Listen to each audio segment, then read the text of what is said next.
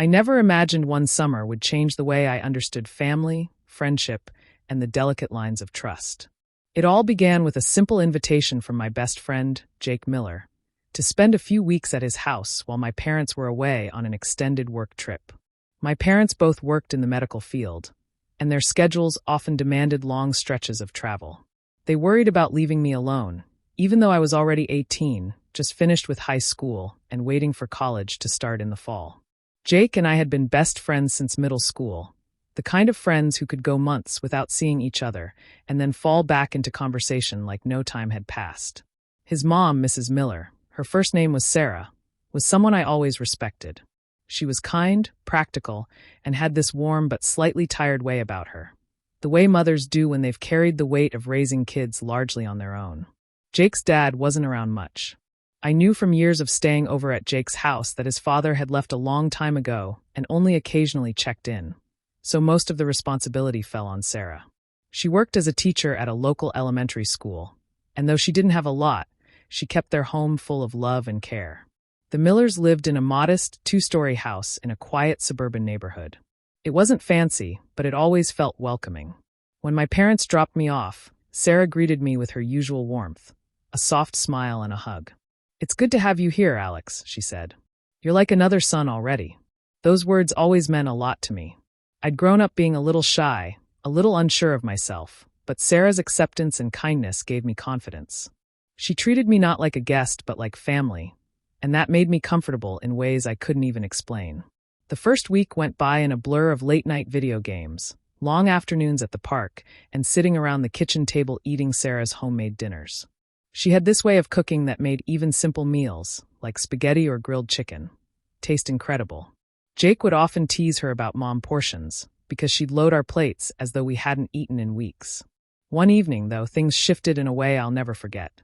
Jake had gone out with some other friends from his soccer team, leaving me at the house. Sarah had just finished cleaning up after dinner and was struggling to carry a box of old books down to the basement. I offered to help, and she hesitated for a moment before smiling faintly and saying, "All right, Alex.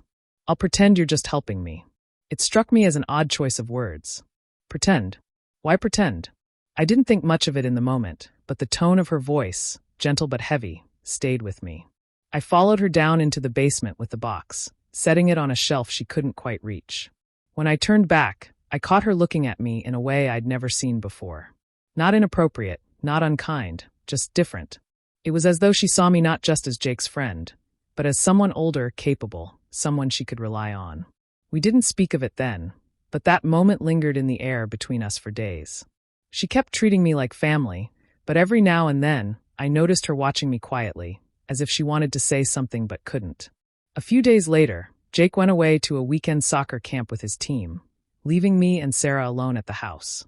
At first, it felt normal. She made pancakes in the morning. We watched a movie in the evening. But then a storm hit on Saturday night, knocking out the power across the neighborhood. The house grew dark, lit only by candles Sarah found in a kitchen drawer.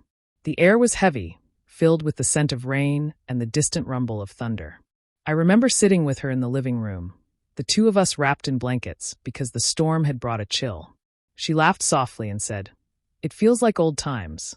When Jake was little, he used to get scared of storms, and we'd sit just like this, telling stories until he fell asleep." Her voice carried both fondness and sadness, and I realized how much she had carried alone all those years. Without her husband there, without much support, she had been both mother and father, comforter and provider. At one point, she reached for a photo album on the coffee table and flipped through pictures of Jake as a child. She pointed out his first day of kindergarten, his awkward middle school haircut, the trophies he had won. Then she looked at me and said, "You've grown up alongside him, Alex. I've watched you change too. You're not the shy boy who used to barely look up from his shoes anymore. You've become dependable." That word again, dependable.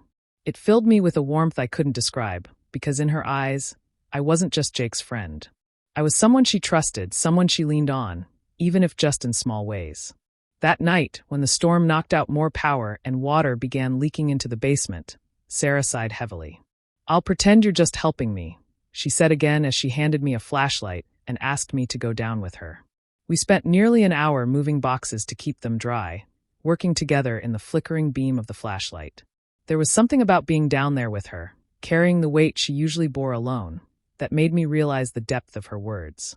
Pretending I was just helping was her way of covering up the fact that my presence meant more than that. I was filling a space she didn't often let anyone step into. Over the following days, the phrase repeated itself in small moments. When I fixed the loose door hinge for her, she smiled and said, "I'll pretend you're just helping me." When I carried groceries in from the car, she said it again.